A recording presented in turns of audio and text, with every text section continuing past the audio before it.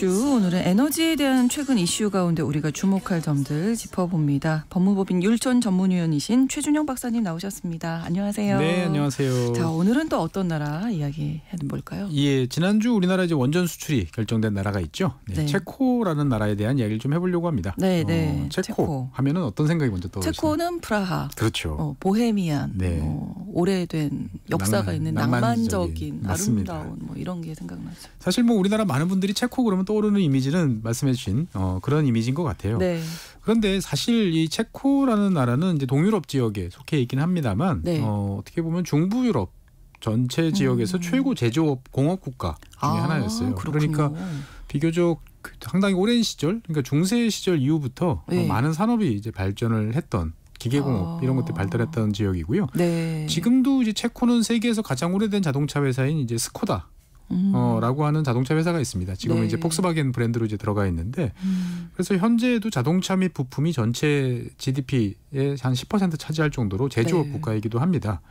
그런데 이제 이 나라에 신기할 정도로 풍족한 자원이 하나 있었습니다. 어떤 자원일까요? 바로 우라늄입니다. 우라늄이요. 예, 아까 이제 그 체코 그러면 이제 보헤미안, 네, 낭만 네, 네. 이런 게 떠오른다 네. 그러는데. 이 체코의 보헤미안 지역은 네. 세계 평균보다 6배에서 20배 많은 우라늄이 이제 매장돼 있는 그런 지역입니다. 그렇군요. 그러다 보니까 이제 이 체코에서는 19세기 초반서부터 우라늄을 이제 채굴을 했으니까 네. 어떻게 보면 세계에서 가장 원자력과는 인연이 깊은 나라다 이렇게 볼 수도 있습니다. 예, 그러면 역사가 오래됐는데 19세기에 우라늄을 캐면 네. 어디에 쓰는 건가요? 그렇죠. 어떤 용도로 쓰는 건가요? 도대체 뭐에 쓰는? 우리는 우라늄 그러면 다 원자력 발전소 네. 아니면은 이제 핵폭탄 그렇죠. 이런 거 생각을 하는데 도대체 19세기 초반에 이거 캐서 어디다 썼냐라고 궁금해하실 텐데 당시 우라늄은 이제 유리의 색깔을 내는데 사용됐습니다. 그렇군요. 그래서 이제 유리에 이런저런 요소 광물질을 섞으면 다양한 색깔이 나는데 네. 우라늄을 섞으면 우리 눈으로 보면은 이제 은은한 초록색이 나오거나 또 노란색이 나오는 경우도 있어요. 네. 그런데 밤에 알아서 빛납니다. 그리고 여기다가 이제 만약에 자외선을 비추면 정말 강력한 아주 매력적인 이제 초록색을 이제 뿜어내는 거죠. 네. 그래서 우리나라에서도 와인 좋아하시는 분들은 아실 텐데 이제 와인잔 만드는 유명한 회사 리델이라는 회사가 있습니다. 네. 근데 이 기업이 원래 이 보헤미안 지역에서 이 우라늄이 포함된 접시, 촛대, 주전자 이런 것들을 이제 만들던 그런 기업이에요. 예. 그리고 이제 체코의 우라늄은 또 다른 한편으로 보면 역사적으로도 우리 인류에 큰 기여를 하게 됩니다. 역사적으로는 또 어떤 의미가 있었을까요? 우리나라 많은 분들이 이제 어릴 때 위인전 볼 때 꼭 등장하시는 분이죠. 퀴리 부인. 너무 오랜만에 듣는 이름이네요. 예, 퀴리 부인은 이제 폴란드 사람이죠. 네. 그래서 이제 프랑스 파리로 와서 이제 남편과 더불어서 여러 가지 실험을 통해서 이제 폴로늄, 라듐 이런 방사성 원소들을 연달아 발견하면서 이제 유명해진 분인데. 이 폴로늄, 라듐 등을 뽑아내기 위해서 막대한 광물을 이제 섞어서 여러 가지 실험들을 했습니다. 예, 그때 사용됐던 이 광물질을 이제 피치 블렌드라고 하는데요. 이게 이제 바로 체코 보헤미안 지역에서 채굴되었던 우라늄입니다.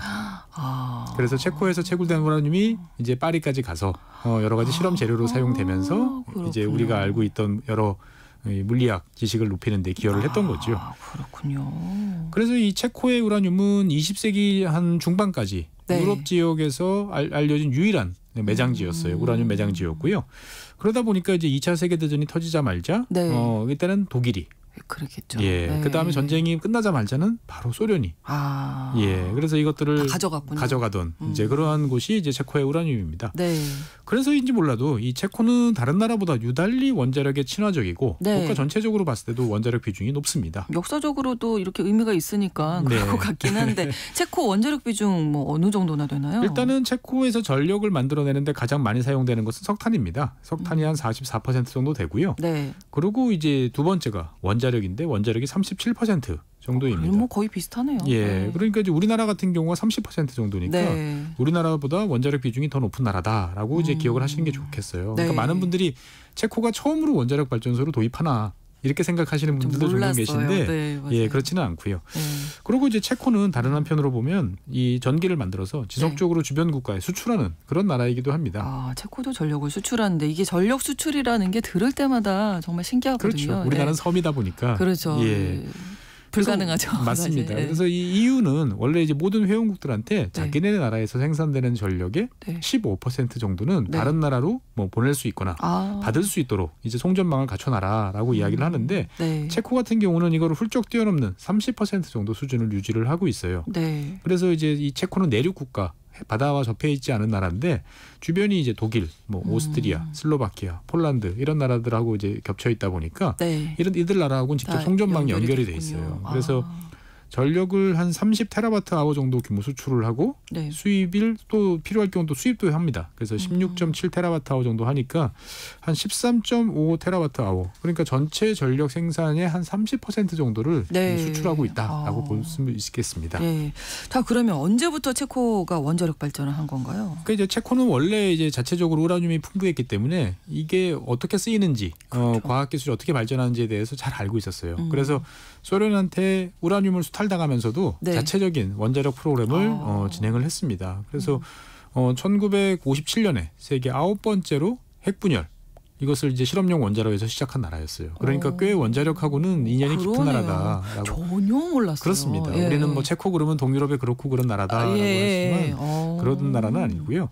그리고 이제 1960년대 중반서부터는 자체 기술로 가스 냉각 중수로 지금은 이제 사용하지 않는 방식인데요. 이런 이제 원자로를 개발을 합니다. 그래서 1972년부터는 이 가스 냉각 중수로라는 이 방식의 원자로로 상업용 전력을 생산하기도 이제 했습니다만 현재 사용되고 있는 원자로는 이제 1980년대부터 가동을 시작한 러시아가 개발한 이제 가압형 경수로, 러시아형 가압형 경수로 VBER이라고 부르는 그런 것입니다. 원자로가 그러면 몇 개나 있나요? 지금? 체코에는 총 6기가 있어요. 이번에 우리가 원자로 2기를 이제 건설하기로 했는데 그 지역이 이제 두코반이라는 지역입니다. 여기에는 이미 이제 510메가와트 용량의 원자로가 이미 4기가 4개가 가동 중이고요. 그리고 이제 좀 떨어져 있는 곳에 테멜리라는 곳에 이제 1086메가와트 규모의 용량의 이제 원자로 2기가 있습니다. 총 6개가 있는 거죠. 그래서 이제 우리나라가 이제 앞으로 설치할 이 두코반이라는 지역에 있는 원전 같은 경우는 1985년에서부터 87년 사이에 이제 운전을 시작을 했습니다. 그러니까 지금으로 따지면 한 40년 정도 된 거죠. 그래서 이제 아마 현재 수명 연장 한 20년 정도를 더 사용하는 쪽으로 이제 지금 정리를 한 것 같고요. 테멜린 지역에 있는 원전은 좀 늦게 2000년부터 이제 가동을 시작을 했습니다. 그러면 이게 소련 붕괴한 다음이잖아요. 테멜린 원전도 소련식이에요? 예, 맞습니다. 그러니까 원래 이제 소련이 이제 건설을 이제 하다가 이제 1, 2호기만 완성된 상태에서 3, 4호기를 어떻게 할까? 잘 모르겠다라고 해서 건설이 이제 중단된 이제 그러한 상태였죠. 상당히 혼란스러운 시기였으니까요. 90년대가. 그렇죠. 그리고 이제 이 뭐 체코랑 또 체코슬로바키아가 또 분리됐지 않습니까? 그래서 이걸 다 정리된 다음에 체코 정부가 일단 3, 4호기는 돈이 없으니까 할 수가 없다. 그래서 건설을 포기를 하고 1, 2호기 같은 경우는 이미 이제 러시아가 다 지어놓긴 했습니다만 왠지 좀 불안했던 거죠. 이게 잘 지어졌을까라고 걱정이 돼가지고 이번엔 또 미국에 손을 내밉니다. 그래서 미국 웨스팅하우스에다가 손을 내밀어서 웨스팅하우스 시스템을 도입을 하기로 해요. 그래서 러시아 기술로 건설이 된 원자로는 맞는데 그 중에 이제 제어 시스템 이거는 또 미국 시스템이 도입된 어떻게 보면은 이제 세계에서 유례가 없은 하이브리드 형태의 이제 모델이기도 합니다. 앞서서 체코가 원자력이 이제 친화적인 나라다 이렇게 설명해 주셨는데 좀 더 구체적으로 알아볼까요? 일단 여론조사를 많이들 하죠. 그래서 뭐 이를테면 유럽 지역 같은 경우는 여러분들은 원자력 발전이 어떻게 해서 생각하십니까? 원자력 발전이 더 늘어나도 좋습니까? 뭐 이런 질문을 던지면 체코 국민들 같은 경우는 70%가 오케이. 좋습니다라고 대답을 합니다. 그러니까 이제 프랑스보다도 더 압도적으로 높은 비율이에요. 그러다 보니까 체코 같은 경우는 이제 국가 전략적으로 에너지 생산에 있어서 원자력 비중을 계속 높이는 이러한 목표를 이미 오래전부터 채택을 했습니다. 괜찮다고 하니까. 그러니까요. 그래서 지금 아까 말씀드린 것처럼 전체 전력의 44%는 이제 석탄 화력 발전소로 만드는데 이건 이제 줄여야 돼요. 기후 변화나 여러 가지 문제로. 그러면 이제 이걸 뭘로 감당을 하느냐? 원자력 쪽으로. 이걸 원자력으로 감당하겠다라고 이야기를 하는 거죠. 그래서 2035년 앞으로 한 10년 정도 후에 되면 원자력의 비중이 지금의 37%보다 훨씬 올라간 뭐 46에서부터 58%까지. 예, 그러니까 석탄 화력이 빨리 없어지면 그만큼 원자력 비중이 더 높아지는 셈이니까. 그러네요. 어떻든 원자력 발전은 체코 에너지 정책의 핵심이다라고 예. 이제 볼 수가 있습니다. 네, 원자력 발전하는데 사실 돈이 많이 그렇죠. 드는 거잖아요. 그게 이제 문제일 텐데 체코 이 정부의 경제력으로 사업 추진하는데 괜찮을까요? 그 체코는 뭐 나름대로 경제력을 좀 갖추고 있는 나라긴 합니다만 네. 사실 만만치는 않죠. 그래도 다행스럽게 체코 같은 경우는 EU 회원국이다 보니까 네. EU에서 이제 지원을 좀 받을 수 있어요. 그래서 올해 초에 이제 EU에서 지원해줄게라고 도장을 꽝 찍어줬습니다. 네. 그러다 보니까 이제 지금 우리나라가 이제 선정된 이 과정까지 오게 됐던 거고요. 그래서 이제 체코에서 원자력 발전소 이번에 건설하는 방식을 잘 살펴보면 네. 국가가 일단 전체 비용의 70% 정도를 사업자한테 무이자 대출로 해줍니다. 예, 그러니까 이제 우리나라로 따지면은 이제 뭐 한수원 이런 네, 곳에 네. 국가가 대출을 해주는 그렇죠. 이제 이러한 형태고요. 그 다음에 이제 이후에 생산되는 전력에 대해서 원자력 발전소가 만들어지면 전기를 만들어낼 텐데 여기에 대해서 국가가 일정 정도 가격 수준을 보장해주는 이런 형태로 진행될 예정입니다. 그러니까 원자력 발전소에서 나오는 전기 요금보다 이제 일반적으로 만드는 전기가 더 싸다. 그래서 네. 원자력 발전이 제대로 가동이 안 되면 곤란하니까 이때는 국가가 보조금을 줘서라도 가도록 하겠고 네. 만약에 전기 요금이 많이 휙 올라가지고 높으면 원자력이 이제 네. 많은 돈을 벌게 됐다. 네. 그러면 일부는 또 토해 놓는 이런 시스템으로 이제 해가는 방식인데 네. 이거를 이제 40년 동안 보장을 합니다. 예. 그래서 이제 여기서 벌어들인 이득으로 이제 국가가 건설 비용을 이제 다시 돌려받는 네. 이제 이런 계획인 거죠. 자, 또 한 가지 원자력 발전 뭐 이야기하면서 그 방패장 얘기 나오잖아요. 그렇죠. 사용 후 해결료를 네. 어디다 저장할 것이냐. 어디다 저장을 할 것이냐. 어떻습니까? 방패장은 잘 그러니까 마련이 돼 있나요? 예, EU 같은 경우는 당연히 체코의 원자력 발전소 계획을 지원한다는데 네. 그 전제 조건 중에 하나가 영구 처분 시설, 방패장을 건설해라라는 네. 거였고요. 그렇죠. 그래서 일단은 현재로서는 우리나라처럼 발전소 내에 이제 임시 저장을 하고 있는데 네. 현재 4곳에 이제 후보지는 지금 결정이 돼 있어요. 그래서 내년까지 그 중에 한 곳을 이제 최종 후보지로 선정을 하고 네. 한 2050년 전후에서 건설을 시작해서 2065년부터는 운영을 시작한다라는 계획을 가지고 있습니다. 그래서 이제 현재 세계 최초로 이제 이 방패장을 이제 건설한 이제 핀란드, 유럽의 핀란드 업체와 계약을 체결해가지고 네. 현재 뭐 부지 선정, 뭐 설계 이런 작업들을 진행을 하고 있으니까 아마 시간이 좀 걸리더라도 뭐 만들어질 것 같습니다. 안전하게 또 만들어야 할 일이 남아 있고요. 체코가 이제 우라늄이 많은 국가다. 그래서 네. 원자력이 친화적이다 이런 얘기 지금 해주셨는데 네네. 뭐 또 다른 이유 생각해 볼 게 있을까요? 그러니까 이제 뭐 체코 인접 국가, 동유럽 국가라고 그러면 이제 헝가리, 폴란드, 슬로바키아 뭐 이런 네. 나라들인데요. 이런 나라들은 오랫동안 이제 러시아 석탄, 석유, 가스 등에 이제 의존을 해왔는데 우크라이나 전쟁 이전부터 사실 이 나라들은 좀 걱정을 해왔어요.